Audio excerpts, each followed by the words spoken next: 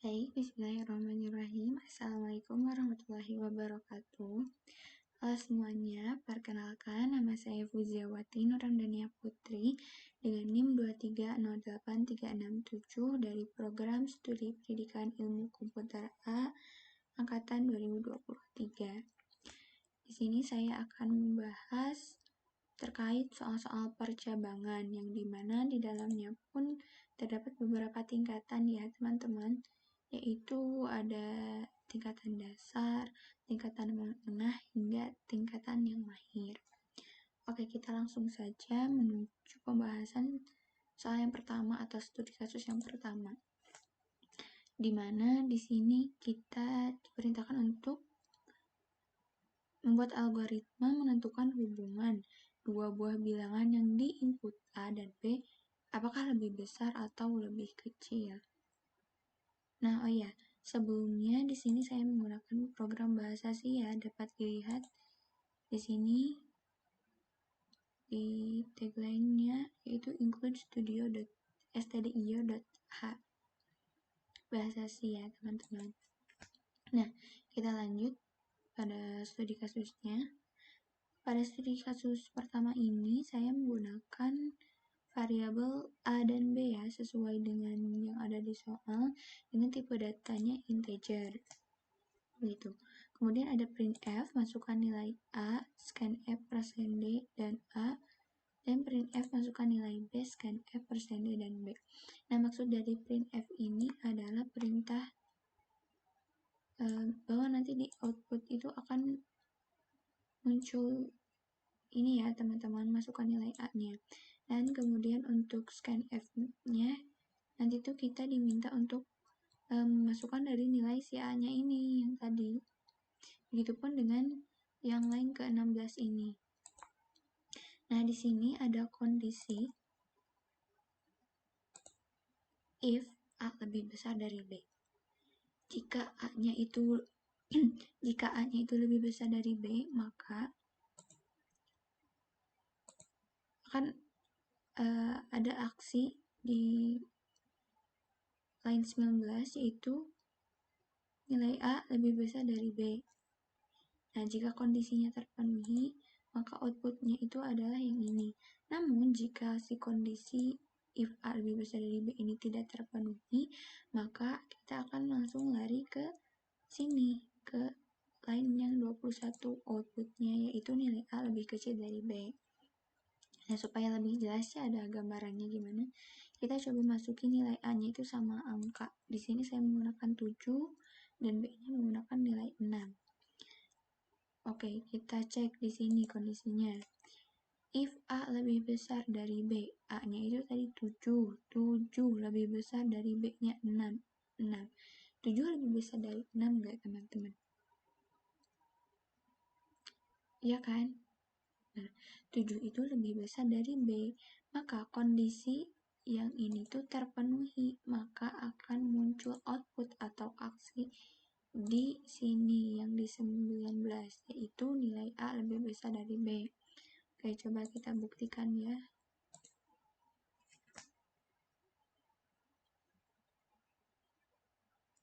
Oke, tadi nilai A-nya itu 7 ya.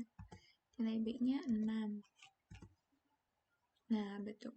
Nilai A lebih besar dari B. Betul ya, teman-teman. Oke, kita lanjut ke studi kasus yang kedua.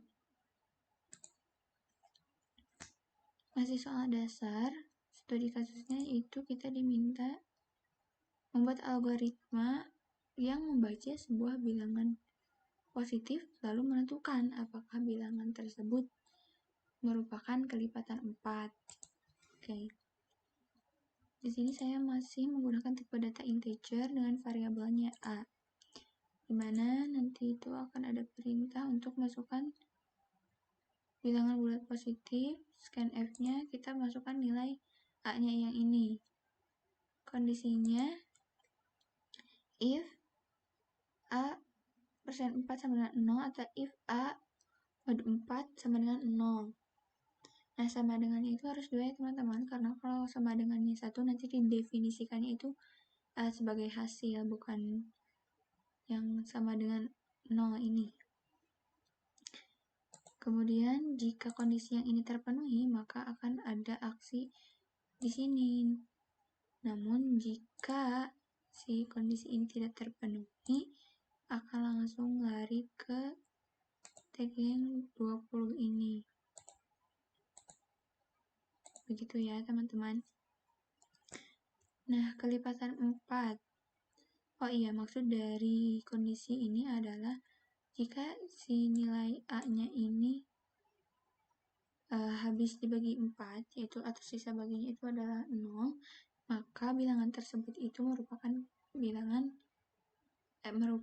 kelipatan dari 4. Contohnya aja, kita masukin nilai A-nya itu berapa ya? 8. 8 habis dibagi 4 enggak?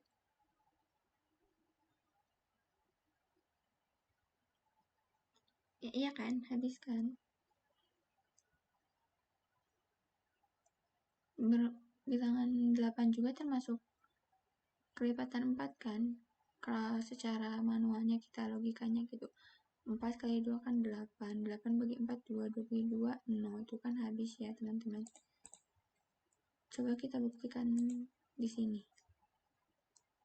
Masukkan bilangan bulat positif 8. Nah, keluarannya adalah bilangan tersebut merupakan kelipatan 4. Berarti betul ya di sini.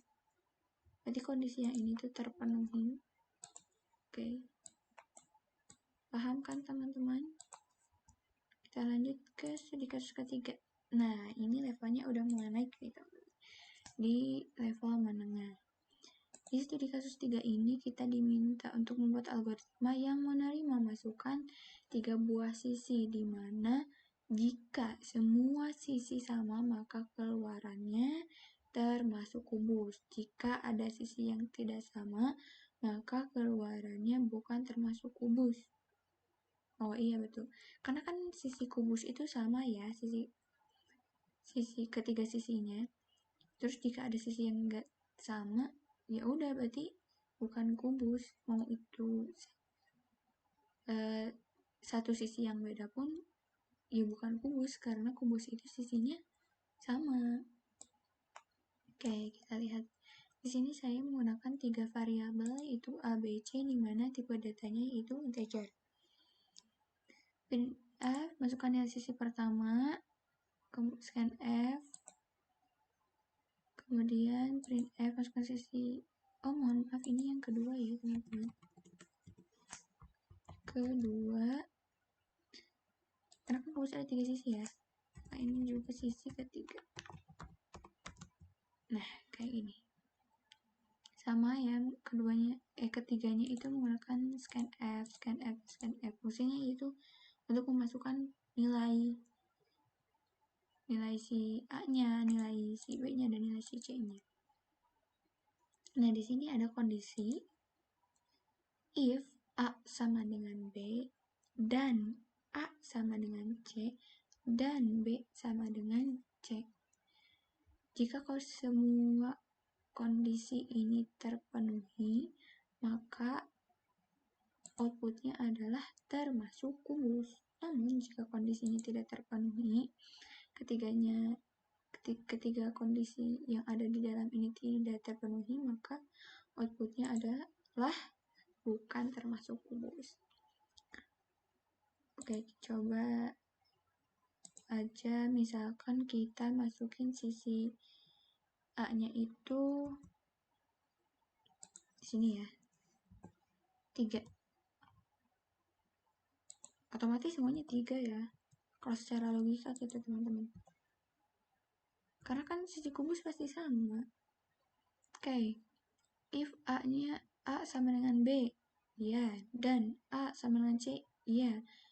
Dan B sama dengan C, iya. 3 sama dengan 3, 3 sama dengan 3, 3 sama dengan 3. Nah, semua kondisinya kan terpenuhi. Otomatis outputnya adalah termasuk kubus. Kalau misalnya di sini saya ubah jadi 2 nih. A sama dengan B, A 3 sama dengan 2, enggak. Terus A sama dengan C, 3 sama dengan 3, iya. Dan B sama dengan C, B-nya 2 sama 3, enggak. Di sini kan udah disebutkan, jika ada sisi yang tidak sama, maka keluarannya bukan termasuk kubus. Maka keluarannya adalah yang ini. Oke, kita buktikan ya, yang sisinya sama.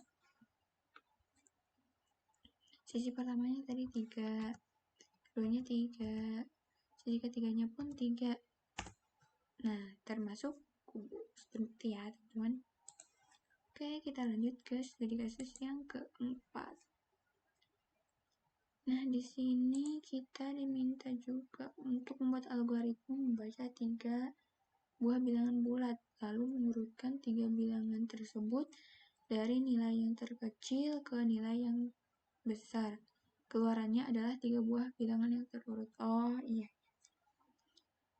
Oke, di sini ini permisalan. Nanti dulu. Nah, di sini saya menggunakan 3 variabel ya. Yang dimana variabelnya itu A, B, C, supaya lebih mudah aja. Dengan tipe datanya integer. Di sini ada printf, perintah dimana nanti outputnya itu akan ada ini. Printf masukkan nilai pertama, scanf, %d, dan A. Sesuai yang tadi sudah dijelaskan, fungsi scanf itu untuk memasukkan si nilai dari variabelnya itu ya. Begitupun dengan yang printf nilai kedua, scanf-nya, dan juga lainnya 18 ini. Gitu teman-teman. Nah, di sini ada beberapa kondisi. Ini yang kalau misalkan kita tuh ini, kita langsung misalkan saja ya teman-teman, supaya lebih paham. Oke, kita mau masukin A-nya berapa nih?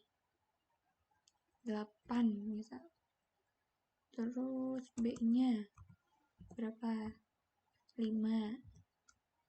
C-nya berapa? 10. Nah, masukkan nilai pertama. A-nya 8. A-nya 8. Terus B yang keduanya, B-nya 5. C-nya berapa tadi? 10. Oke. 10. Biar ingat tulis dulu.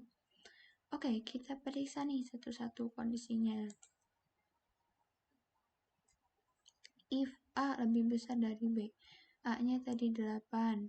8 lebih besar dari B, 5. Iya. Dan B lebih besar dari C. B lebih besar dari C. 5 lebih besar dari 10. Oh, enggak. Berarti kondisi ini tidak terpenuhi. Kita coba di kondisi yang kedua. B lebih besar dari A. 5 lebih besar dari A. 8. Oh, salah, udah salah. Kita lanjut ke sini. C lebih besar dari A. C itu 10 lebih besar dari A. Oke, betul.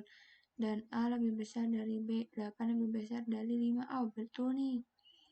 Oh, ternyata kondisi yang terpenuhi itu di line yang 27. Maka akan langsung di print outputnya ini adalah urutan dari nilai yang kecil ke besar. Nah, ini tuh akan otomatis diurutkan gitu dari yang terkecil ke yang terbesar. %d ini nilai-nilai yang tadi dimasukkan ya teman-teman, 8, 5 yang sama 10. Oh, katanya itu maka outputnya itu berurutan B, A, C. 5, kemudian 8, kemudian 10. Oh iya, betul. Oke, kita buktikan di sini. Oke, nilai pertamanya tadi 8 ya. 8, kemudian 5, dan 10.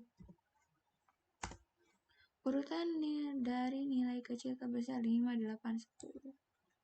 Iya, betul. Itu ya, teman-teman. Gampang-gampang susah memang. Oke, ini studi kasus keempat. Kita lanjut ke 5. Menengah ya, masih menengah. Di studi kasusnya Buatlah algoritma untuk menentukan bilangan terbesar dari 3 buah bilangan yang diinput dari alat masukan X, Y, Z. Dengan asumsi X, Y, dan Z itu nilainya berbeda. Oke, variabelnya X, Y, Z ya. Sesuai dengan soal. Udah ada typo. X, Y, dan Z. Dengan tipe datanya integer. Kayak di tag 16, 17, 18 ada perintah untuk masukkan nilai X, masukkan nilai Y, dan masukkan nilai Z. Gak lupa pakai scanf-nya ya teman-teman, karena kalau gak pakai nanti kita gak bisa masukin buat nilai si X, Y, sama Z-nya. Oke, kita ini ada kondisi ya, dimana X lebih besar dari Y dan X lebih besar dari Z, maka output. Nah, jika kondisi ini terpenuhi, outputnya adalah yang ini. Begitupun dengan kondisi yang lain 24, jika terpenuhi, maka outputnya di line yang 25. Jadi jika kondisi ini tidak terpenuhi, kita lari cek ke kondisi yang ini. Jika yang kondisi ini tidak terpenuhi juga, kita cek juga kan ke kondisi yang ini, teman-teman. Begitu. Oke, biar gampang kita pakai angka kali ya. Cek dulu. Oke, X-nya mau berapa nih? Biar gak pusing-pusing banget, jangan yang gede dulu nilainya. Pakai 10. Y-nya berapa? Y-nya 7. Y-nya 7. Z-nya berapa?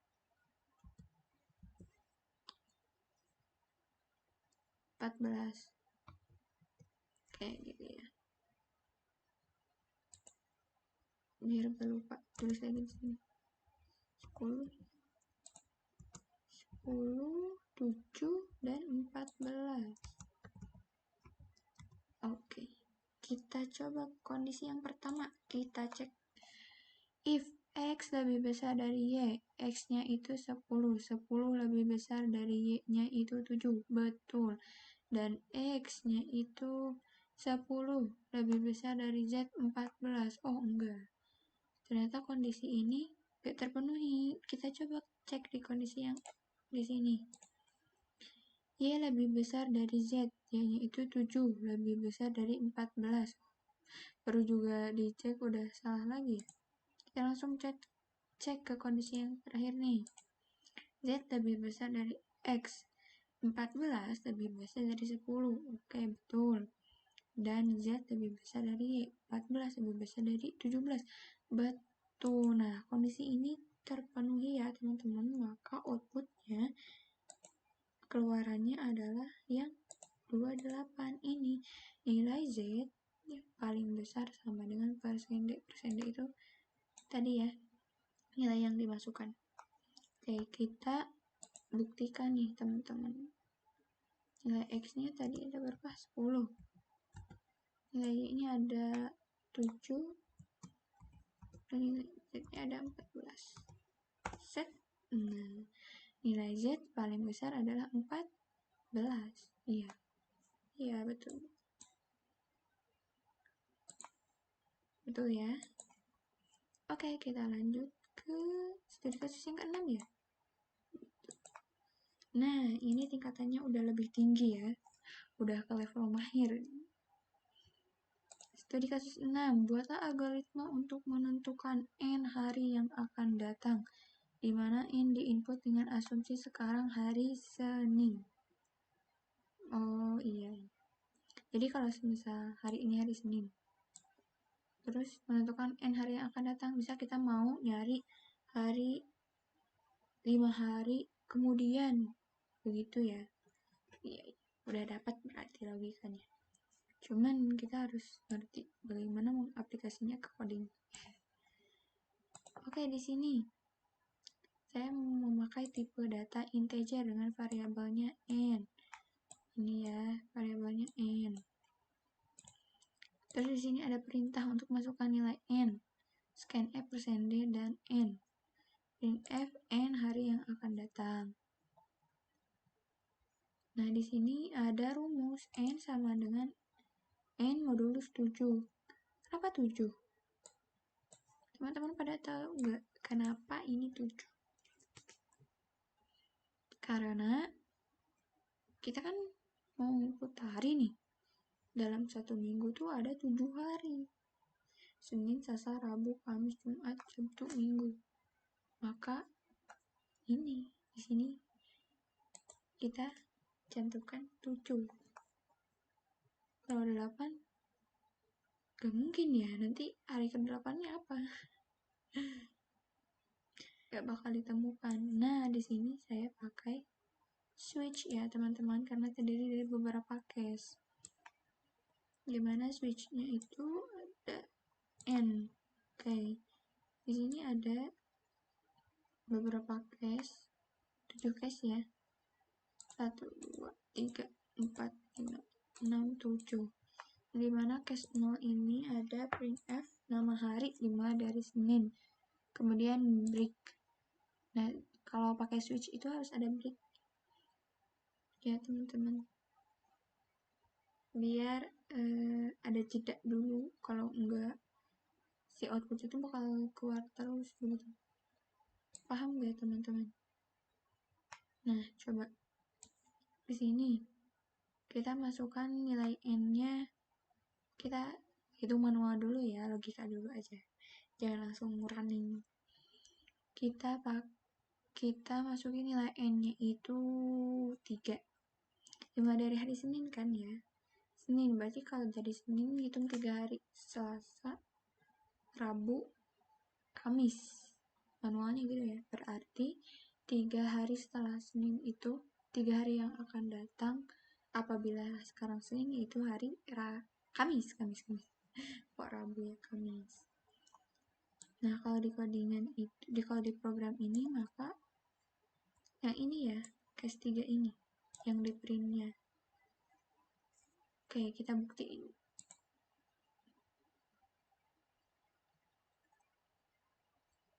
Nilai-nya 3. Kamis.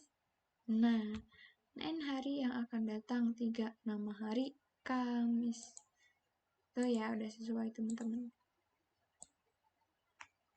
Oke, kita lanjut ke 7. Soal percebangan mahir. Buatlah algoritma yang menerima inputan berupa bilangan integer. Oh, udah ketahuan nih, sini berarti tipe datanya integer gitu. Dan memunculkan indeks kelulusan seperti Anda lulus. Disesuaikan banyak typo ya. Dengan nilai yang diinput. Oke, tadi di sini saya pakai variabel a dengan data integer. Sesuai dengan ini ya, integer juga. Nilai 16 ada perintah untuk masukkan nilai akhir. Kemudian scan F. Jangan lupa biar kita bisa masukin nilai si A-nya ini. Nah, di sini ada beberapa kondisi. Ada satu. Ya. If, kemudian else if lagi, else if, kemudian else. Jadi maksudnya itu dalam kondisi ini, jika kondisi ini terpenuhi, maka akan dimunculkan printf-nya itu atau outputannya itu yang lain ini. Begitupun dengan kondisi ini, outputnya atau aksinya yang ini. Jika kondisi ini terpenuhi, maka akan dijalankan aksi yang ini. Kondisi ini terpenuhi, dijalankan aksi yang ini. Nah, jika tidak di antara semua kondisi ini, maka akan langsung loncat ke output yang di 28 ini, teman-teman. Coba kita cek ya.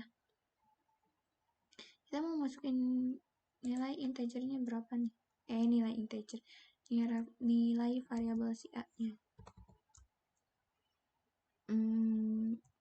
75. Gimana? Oke, coba dulu ya 75. Nilai A-nya 75. If A lebih besar dari sama dengan 80, A-nya 75 lebih besar dari sama dengan 80. Salah. Aduh, di pertama aja udah salah, apalagi kesininya ya. Tapi kita coba cek satu-satu. Dan A lebih kecil dari sama dengan 100. A 75 kurang dari sama 100. Iya. Tapi kan ininya tidak terpenuhi. Dan tandanya pun di sini dan. Kalau dan itu dua-duanya harus terpenuhi. Kecuali kalau atau. Walaupun salah satunya terpenuhi, itu masih bisa outputnya yang ini. Tapi kan ini tandanya dan. Artinya dua-duanya kondisi yang ini dan yang ini tuh harus terpenuhi, teman-teman. Nah, karena yang ini salah, kita coba cek yang di line 21. If A lebih besar dari 70, 75 lebih besar dari 70. Iya. Dan A 75 lebih kecil dari 80. Nah, iya, kondisi ini ternyata terpenuhi. Maka akan dijalankan aksi atau outputnya akan ada di line 22, yaitu kamu lulus baik. Jadi, dengan 7. Dan nilai 75 kita udah lulus dengan predikat baik ternyata. Baik, kita buktikan ya teman-teman. Nilai akhirnya tadi 75. Nah, betul. Kamu lulus baik. Nah, ini. Oke, betul. Di kasus yang 8.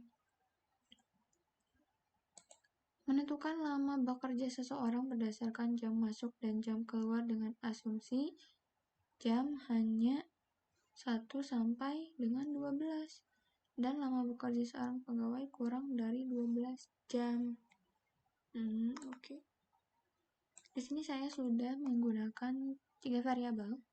Variabel masuk, keluar, dan output dengan tipe datanya integer.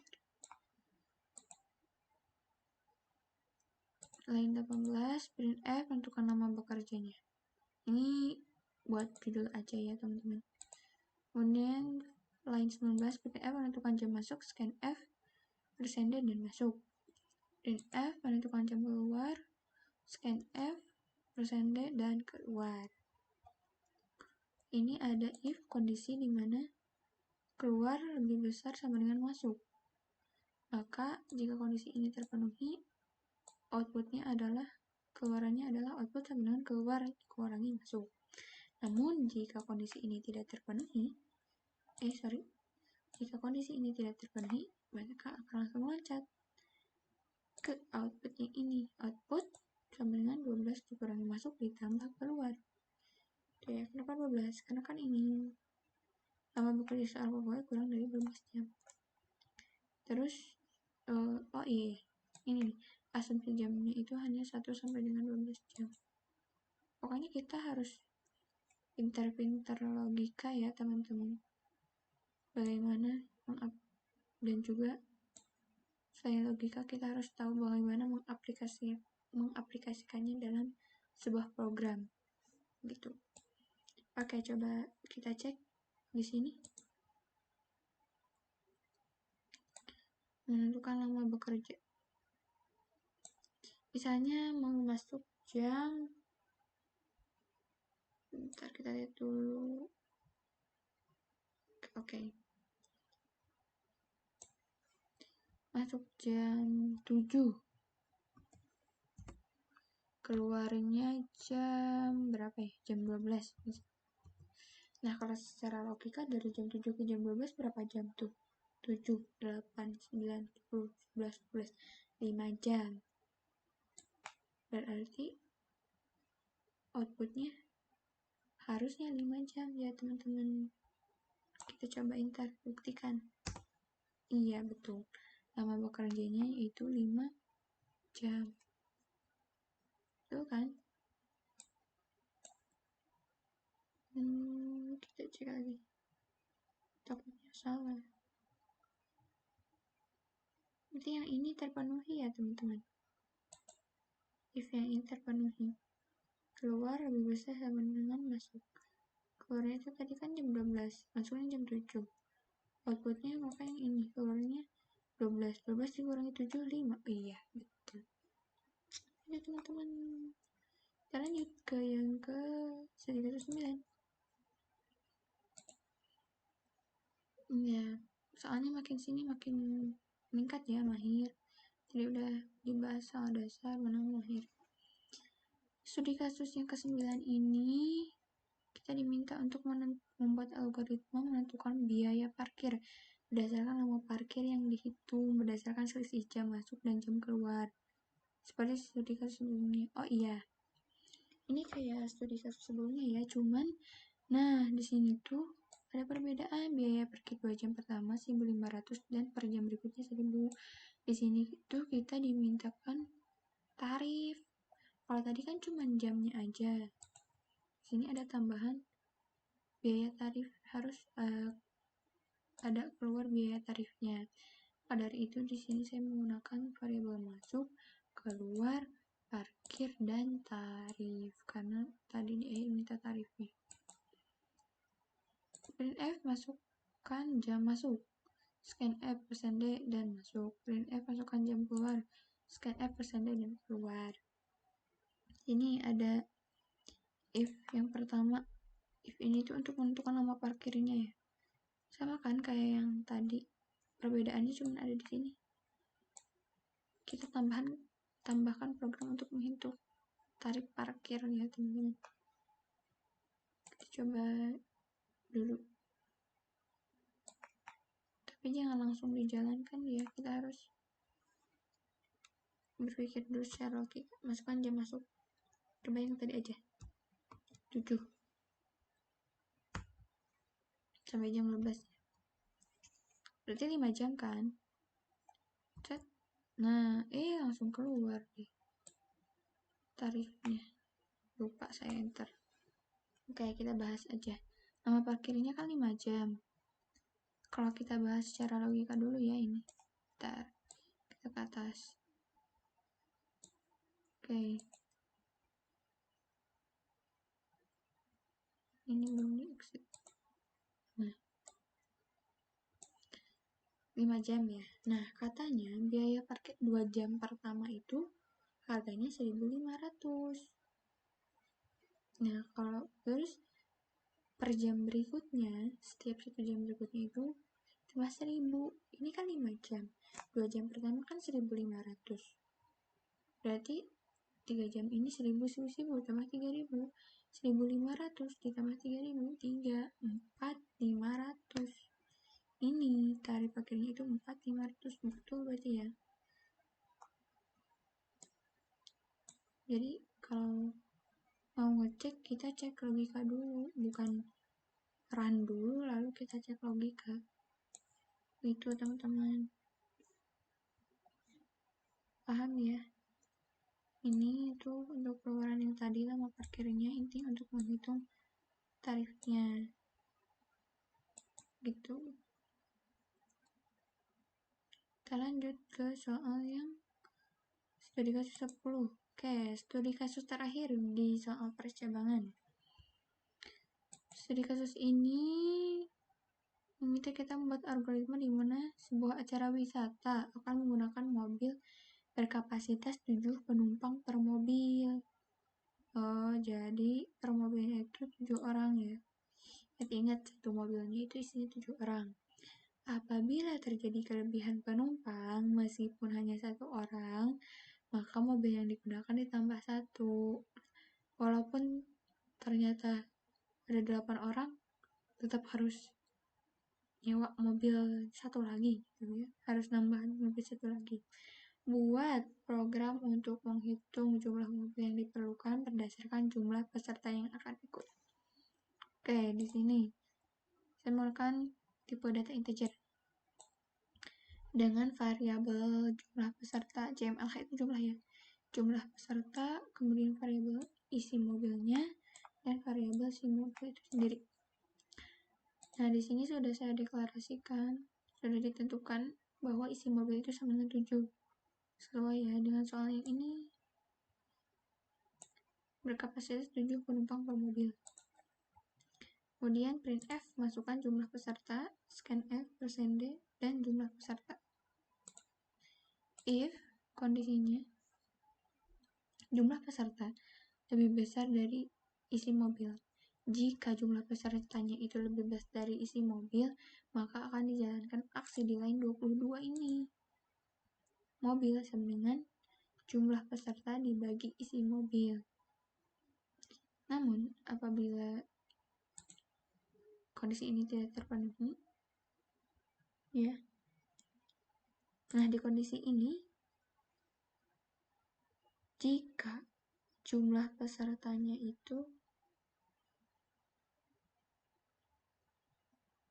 ini mode ya, teman-teman. Isi mobil tidak sama dengan 0, maka keluarannya mobil sama dengan mobil ditambah 1. Kemudian ada else if nih. Nah, else if jumlah pesertanya itu kurang dari sama dengan isi mobil, maka mobilnya itu sama dengan 1. Nah, di terakhir ada printf. Jumlah mobil yang disediakan adalah, ini itu outputan terakhirnya ya teman-teman. Oke, misalnya biar lebih tergambar, kita pakai si jumlah pesertanya itu ada berapa?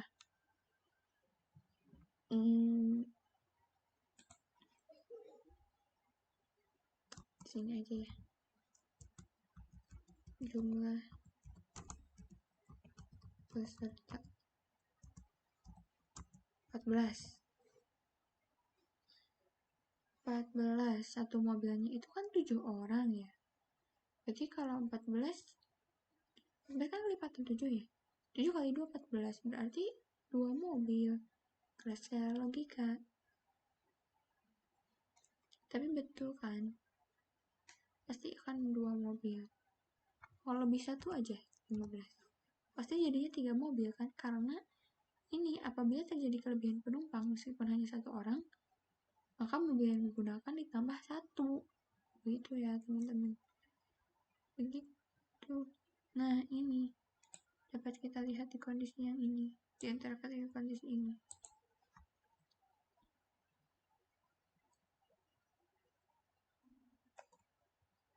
Jadi masuknya yang ini ya.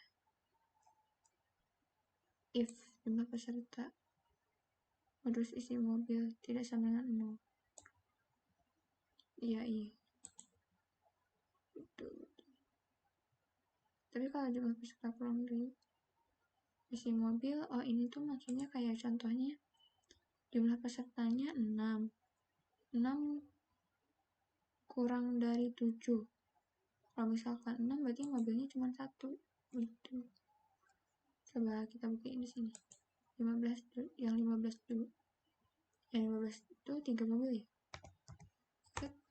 Oh, 3 mobil benar. Kita coba lagi yang ini. Yang mobilnya cuma 1. 6. Jumlah mobil yang disediakan adalah 1. Itu teman-teman. Alhamdulillah sudah selesai ya pembahasan soal-soal percabangan ini yang dimulai dari level dasar, level menengah hingga mahir.